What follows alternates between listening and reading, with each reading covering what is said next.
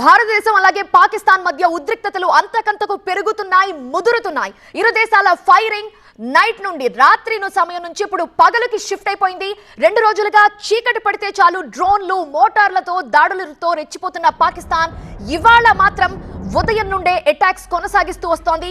ఉదయం సరిహద్దు గ్రామాల్ని టార్గెట్ గా చేసుకుని డ్రోన్ అటాక్ కి దిగింది పాకిస్తాన్. శ్రీనగర్ ఎయిర్పోర్ట్ సమీపంలో భారీ పేలుళ్లకు పాల్పడింది పాక్.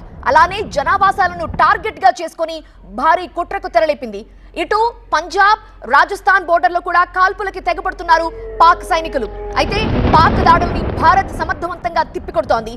బోర్డర్ దాటి వస్తున్న మిసైళ్లని గాల్లోనే పేల్చేస్తోంది భారత రక్షణ వ్యవస్థ.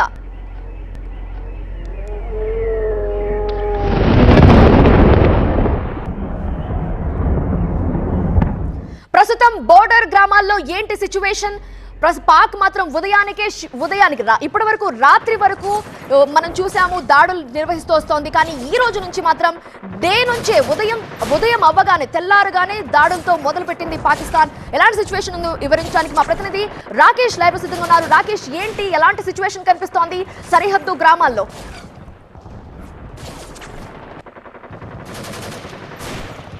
నిన్న మొన్నటి వరకు రాత్రిపూట మాత్రమే రాత్రి 9-10 తర్వాత రైడ్ స్టార్ట్ చేసింది.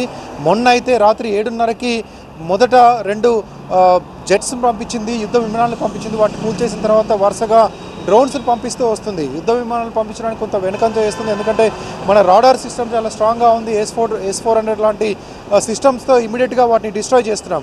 దీంతో చిన్నగా ఉండేటువంటి డ్రోన్లను పెద్ద సంఖ్యలో పంపిస్తుంది. కొంత కష్టంగా మారిన ఇండియన్ ఆర్మీ సమర్థవంతంగా వాటిని తిప్పికొడుతుంది. రాత్రిపూట వస్తున్నటువంటి డ్రోన్లను కొంత గుర్తించడం కూడా ఈజీ, లైటింగ్ కంపల్సరీగా ఉంటుంది దానికి, కాబట్టి గుర్తించడం ఈజీ. కానీ ఈరోజు ఉదయం నుంచి పదుల సంఖ్యలో ఒక్కొక్క విలేజ్ పైన బార్డర్ స్టేట్స్లో ఎక్కడైతే గుజరాత్ నుంచి మొదలు పెడితే గుజరాత్, అదేవిధంగా రాజస్థాన్, పంజాబ్, జమ్మూ కాశ్మీర్, ఈ 4 రాష్ట్రాల్లో బార్డర్లో ఉన్నటువంటి గ్రామాలపైకి కావాలని ఇంతకుముందు ఇండియా టార్గెట్ చేసినప్పుడు, ఇండియా తీవ్రవాదులపైన యుద్ధం ప్రకటించినప్పుడు POKలో ఉన్నటువంటి ఉగ్రవాద స్థావరాలు, ఉగ్రవాదకు సంబంధించినటువంటి బేస్ క్యాంప్స్, టెర్రరిస్ట్ ఎక్కువగా ఉండేటువంటి చోట్ల మాత్రమే, తాండాలో లేకపోతే వాటిల్లో మాత్రమే బాంబింగ్ చేసింది. ఎక్కడ ఆర్మీ జోలికి వెళ్ళలేదు. పాకిస్తాన్కి సంబంధించినటువంటి ఆర్మీ బేస్ క్యాంపులకి పైకి వెళ్ళము అని చెప్పింది, ఎక్కడ వెళ్ళలేదు.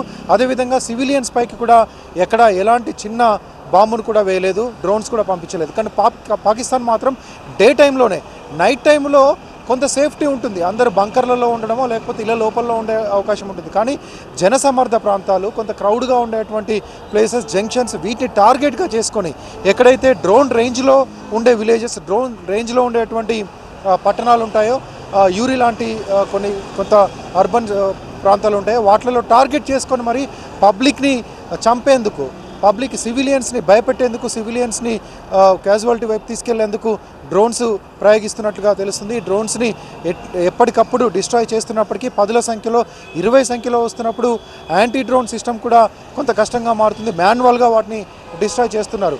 పాకిస్తాన్ చేస్తున్నటువంటి ఈ తప్పుడు యుద్ధాన్ని, ఈ తప్పుడు హింసని, టార్గెటెడ్గా సివిలియన్స్ పై చేస్తున్నటువంటి దాడిని నేషనల్ అంతా కూడా గమనిస్తుంది, అంతర్జాతీయ సమాజం గమనిస్తుంది. ఇది ఎవిడెన్స్గా కూడా పనికొస్తుంది. కాబట్టి చాలా తెలివిగా ఎక్కడైతే బార్డర్, చాలా పెద్ద బార్డర్ ఉంటుందో, ఇక్కడ గుజరాత్ నుంచి మొదలు పెడితే జమ్మూ కాశ్మీర్ వరకు ఉన్నటువంటి ఈ బార్డర్లో ఎక్కడైతే ఈజీగా టార్గెట్ చేయగలుగుతారో, అంటే పాకిస్తాన్ ఎత్తున్నటువంటి పాకిస్తాన్ అంతా కూడా ఇండియన్ బార్డర్లో ఒకవైపు ఎత్తుగా, ఒకవైపు డౌన్గా, లోయలు, కొండల ప్రాంతంలో ఉంటుంది. ఎక్కడైతే కొండల ప్రాంతంలో ఉంటాయో అక్కడ నుంచి విజిబిలిటీ గ్రామాల, ఇండియన్లో ఉన్నటువంటి బార్డర్ గ్రామాల వైపు ఈజీగా ఉంటుంది. అక్కడ నుంచే టార్గెటెడ్గా ఈ డ్రోన్స్ ప్రయోగిస్తుంది. కాబట్టి క్యాజువాలిటీస్ జరిగేటువంటి అవకాశం ఉంటుంది. ప్రస్తుతానికైతే ఇండియన్ ఆర్మీ చాలా సమర్థవంతంగా డ్రోన్స్తో చేస్తున్నటువంటి దొంగ దెబ్బని సమర్థవంతంగానే తిప్పికొడుతుంది. Right Rakesh, thank you for joining. So పగలైతేనే జనాల మూవ్మెంట్ ఎక్కువగా ఉంటుంది. సో జనాల్ని టార్గెట్ చేస్తోంది పాకిస్తాన్ అని క్లియర్ గా మనకి అర్థమైపోతోంది.